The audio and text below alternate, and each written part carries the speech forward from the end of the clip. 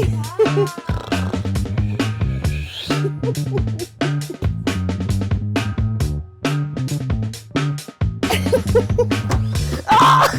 go.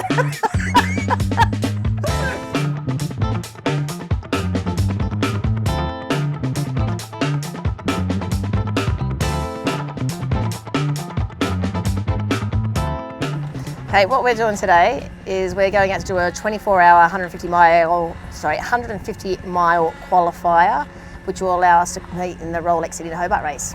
It's just basically make sure that you can actually sail and that the boat's safe and the club's happy with your skill level. So it does have to be over 24 hours as well, so you can't just go and sort of sit outside the heads and bob around. You do actually have to go do the miles and log it and give it back to the club.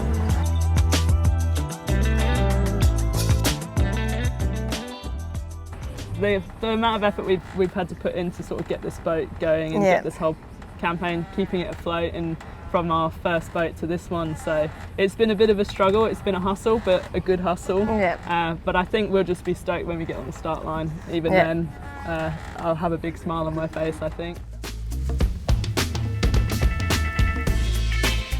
Yes. And we haven't done too much sailing on this boat.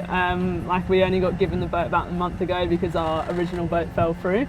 So the more sailing we can do, the better, and just go through all the sails and check all the polars and the speeds of the boat and make sure everything's rigged right. This will be the first time we've really sailed the boat by ourselves together, so it's going to be a huge learning experience for us, and that's why we want to go out and do as many drills as possible. You know, you change your head sail slightly different because our head sails are hanked on, so there's a way you can actually do that a little bit quicker than taking one whole sail off and putting another one back on. So there's those sort of things we need to do to see what will work on this boat, so a lot of learnings to come.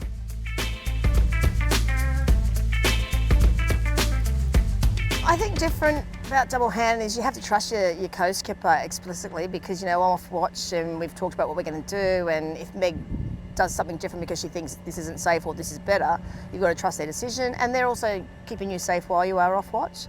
So that's a big thing, and you've got to work together really well. I think that's the most important thing. Even though we don't spend a lot of time on deck together, we still will have those watch changeovers where we debrief each other and brief and stuff. So trusting and working well together is so important. Because otherwise you'll never sleep at all. Like, you don't get much sleep when you're two-handed anyhow, or you don't get much sleep when you're ocean racing anyhow. But if I didn't trust my co-skipper, I wouldn't be down there sleeping. I'd be laying my back going, I feel the boat's overpowered, perhaps we should be putting a reef in. Why she hasn't called me to put a reef in, or whatever, and vice versa. So watching the instruments. Yeah, watching the instruments instead of trying to sleep, which we've all done. Yeah, and also, like, to feel comfortable to wake the other person up as well, I think is a massive thing. So you're not sat on deck being like, oh, I kind of don't want to wake them, but we kind of need to put a reef in. You've got to be pretty comfortable with disturbing the sleep pattern as much as you don't want to. Yeah, I mean, that is definitely one of those things that we try and get as much practice in as possible for when you're trying to do it when it's dark and it's tide. And obviously, like, we've got a lot of ropes on the boat, and the boat is set up for two-handed sailing as well, so there's a lot of little cleats everywhere which you've got to make sure, you know, there's nothing stuck in them, or just basically setting the boat up properly. And I think for the tacks and the jibes, we will wake each other up unless it's pretty calm and we're pretty comfortable doing it ourselves. But yeah, normally we have one steering and one on the head sail or on the kite sheets.